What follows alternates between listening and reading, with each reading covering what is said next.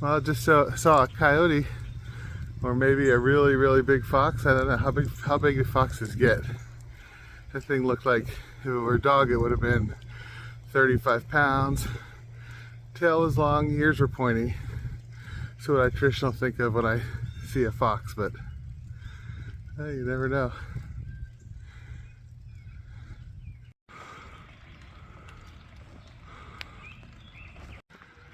So there's been many philosophers, academic scholars, thinkers, writers over the years who have chosen to be vegetarian, going way back to Pythagoras.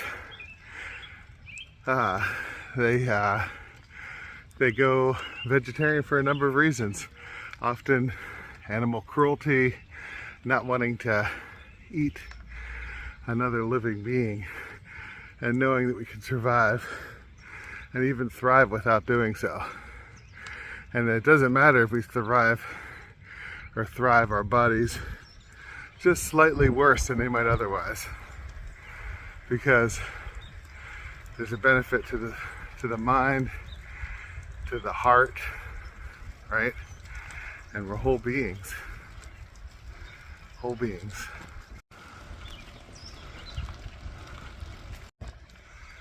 But I've become vegetarian first for ecological reasons. That is, less ecological damage eating corn rather than feeding corn to cows and then eating those cows. That was my primary reason.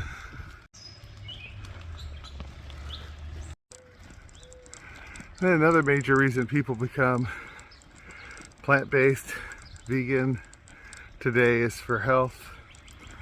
There's lots and lots of interviews with vegan centenarians. Of course, that was before the vegan plant-based junk food movement.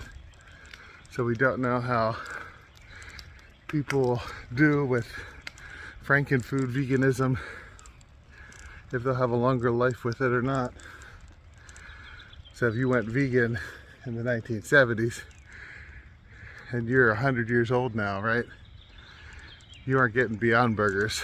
This is not to say Beyond Burgers are necessarily bad for you, but I just don't think there's been enough time to say they're good for you either.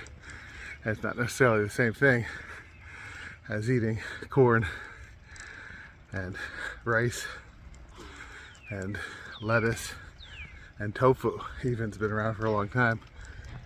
Tofu's lightly processed, I guess, like bread is. Bread is lightly processed. It's not the same as seeing wheat, pulling it like Jesus and the apostles did, right? Pulling it right off the grass and chewing on the seeds themselves. You know, we process it, we make bread. An ancient processing form, but still processing. And tofu also is an ancient processing form that's very similar in its creation out of soybeans. So neither of them are quite whole food, but I think a lot of people still have both those things and call their diet whole food, plant-based. So we want to have the ability to do things late into life. Now, there are no shows dedicated to centenarian keto folk or carnivore diet, because they don't live that long. Carnivore diet and keto folk are all very young people, usually weightlifting bros who have a beautiful body and learned how to lose weight by starving themselves when they did high school wrestling. But they don't live that long. They die in their 70s. And not that 70s is a short lifespan, but it's not great either.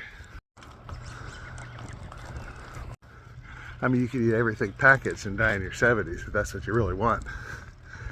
So why do a diet that's going to make you look good now and die early?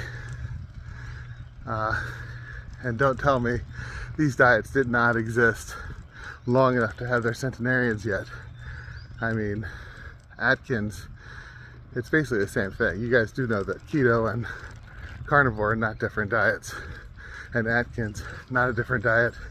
South Beach, these old fads are the same as the new fads. They repackage them, name them different, but they're the same things. And the people that try to live on them die on them, die because of them. The people that do this traditional thousands and thousands year old vegetarian lifestyle, whatever reason, end up living longer. Maybe they got a little smaller biceps, I don't know. I don't, that's for sure. I'm built like a bull. Of course bulls are herbivores, so I guess that makes sense. I would like to be a little thinner, but you know, I can do what I need to do, and I am losing weight, but it's not an easy thing. Genetics comes into play too. These low leaves from the rain make it really tough to navigate.